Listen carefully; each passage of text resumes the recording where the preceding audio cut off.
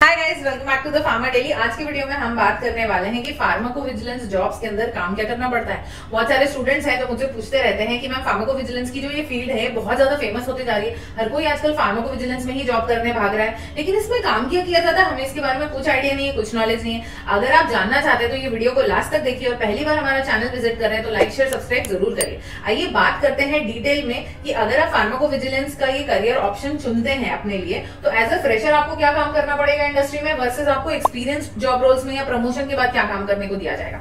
तो सबसे पहले तो मैं आपको बता देती हूँ कि कौन सी मेजर फार्माकोविजिलेंस एक्टिविटीज हैं जो हम परफॉर्म करते हैं। सबसे इंपॉर्टेंट चीज ये है कि आप पहले एडवर्स ड्रग रिएक्शन और एडवर्स इवेंट्स को समझे। जो फार्माकोविजिलेंस का मुख्य टॉपिक है, जो मेजर चीज है जिसके ऊपर हम वर्क कर रहे हैं, वो है एडवर्स ड्रग रिएक्शंस।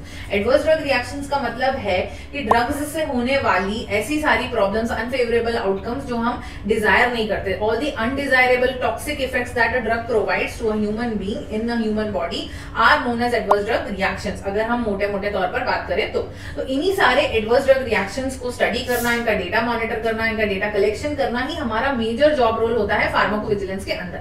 अगर हम बात करें तो there are some very important activities that are performed in pharmacovigilance, जैसे कि ADR reporting, ADR monitoring, ADR data collection, causality assessment, signal detection and risk benefit ratio analysis. तो यही जॉब्स हैं जो आपको करने को मिलती हैं और प्रमोशन के बाद भी आप हायर एंड पर जाके जब आप एक्सपीरियंस्ड हो जाते हो तब आपको और ज्यादा सीनियर और ज्यादा कॉम्प्लेक्स टास्क दिए जाते हैं फार्माकोविजिलेंस के अंदर। बात करते फ्रेशर ग्रेजुएट होते हो, बी फार्म, एम फार्म या फार्मडी ग्रेजुएट होते हो या आप लाइफ साइंस बैकग्राउंड से आते हो तो आपको मेडिकल टर्मिनोलॉजीज का काफी नॉलेज होता है, आपको ह्यूमन बॉडी बायोलॉजी एनाटॉमी का काफी नॉलेज होता है। तो ये सारा जो नॉलेज है आपका फार्माकोविजिलेंस में किस तरीके से काम आता है, ये सारे जो एडीआर्स ड्रग कॉज कर रही है ह्यूमन बॉडी के अंदर डिफरेंट पेशेंट्स के अंदर, उन सबका डेटा आप कलेक्ट करते हो, साथ ही साथ उसकी आईसीएसआर यानी इंडिविजुअल केस सेफ्टी रिपोर्ट्स बनाते हो, आईसीएसआर की प्रोसेसिंग करते हो। यही मेन टेक्निकल स्किल सेट है जो आपको डेवलप करना चाहिए अगर आप फार्माकोविजिलेंस में करियर बनाना चाहते हो। तो आपको एक सॉफ्टवेयर सर्टिफिकेशन कोर्स जरूर करना चाहिए जिसमें आपने एक्चुअल फार्माकोविजिलेंस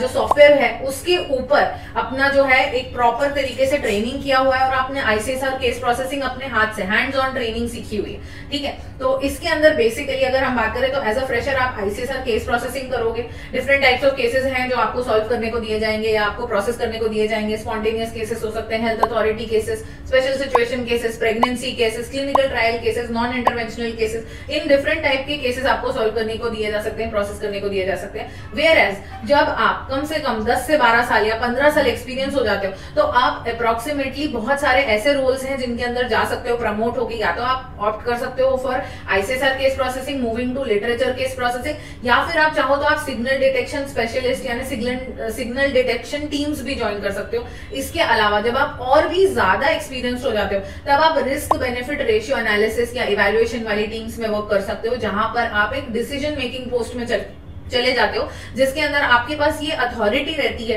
कि आप ये डिफाइन कर पाओ रेगुलेटरी अथॉरिटी के साथ बैठ करके कि ये जो ड्रग है particularly should it remain inside the market और शुड इट बी विड्रॉन और बैंड फ्रॉम द मार्केट। तो बेसिकली फार्माकोविजिलेंस जो है ये in connection with clinical research and clinical trial, clinical data management type का ही एक जॉब होता है, लेकिन फार्माकोविजिलेंस के कुछ स्पेसिफिक जॉब रोल्स और कुछ स्पेसिफिक एक्टिविटीज हैं जिनके बारे में मैंने इस वीडियो में बात की है। तो इनके बारे में अगर आपको कोई भी डाउट है तो आप कमेंट सेक्शन में राइट डाउन जरूर करिएगा। I will be solving all your doubts. और अगर आप करना चाहते हैं फार्माकोविजिलेंस का certification course then connect to us on the Pharma Daily. That's it for today. हम मिलेंगे अगले वीडियो में। बाय।